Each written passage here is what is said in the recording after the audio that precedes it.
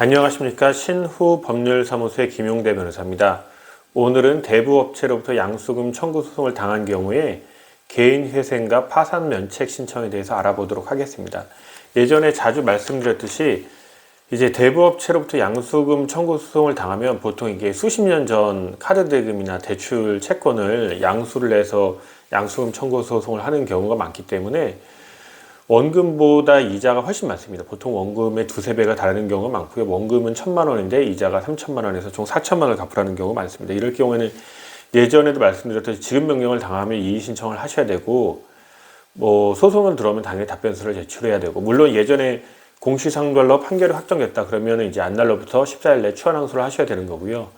과거에 지급 명령이라든지 이행 권고 결정이 확정된 사실이 있다 그러면 이건 기판력이 없기 때문에 원칙적으로 청구 이의 소송으로 다투는 방법이 있습니다. 그래서 그때 사안에 따라서, 즉 채무자분이 어떤 소송을 당했는지 어떤 법적 조치를 당했는지에 따라 다른데, 이렇게 하는 방법도 있지만 이제 개인회생이나 개인 파산 면책을 신청할 수도 있어요. 예를 들어서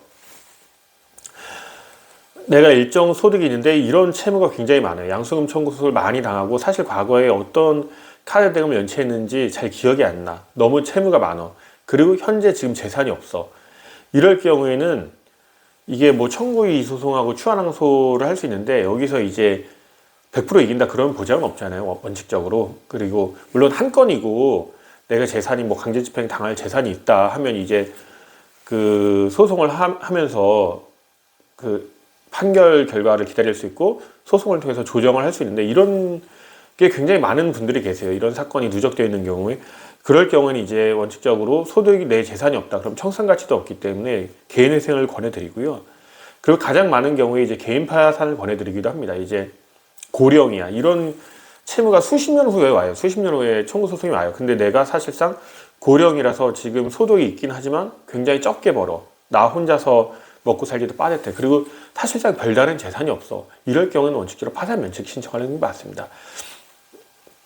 파산 면책을 신청하면 이 채무가 수십 년 된 채무고 사실상 원금은 적고 이자는 많기 때문에 파산 면책 신청을 하면 법원에서 굉장히 우호적인 결정을 많이 내려줘요. 그리고 내게 재산도 없고 다른 신체적 고령이라든지 다른 신체적 정신적 문제로 인해서 돈을 벌 수 없거나 아니면 그 돈을 벌어도 굉장히 소액이고, 그런 경우에는 원칙적으로 개인 파산 및 면책 신청을 해서 한 번에 날리는 게 맞습니다. 한 번에 날려야지 이거를 가지고 다시 청구이의 소송을 하고 추한항소를 하고 그렇게 해서 그 승소 가능성이 100%는 아니잖아요. 이 소송이 해서 이걸 불필요하게 소송을 끌고 갈 필요는 없어요. 그래서 이럴 경우에는 원칙적으로 개인 파산을 권하기도 합니다. 저희 사무실에서는. 그래서 저희 사무실에서는 이제 양수금 청구 소송에 대한 문의가 굉장히 많아요. 하루에 많게는 10건이 넘게 오기도 하고, 적게는 5-6건 문의를 받기도 하는데, 그때 이제 얘기를 듣고 이제 채무자분이 재산이 있다. 그리고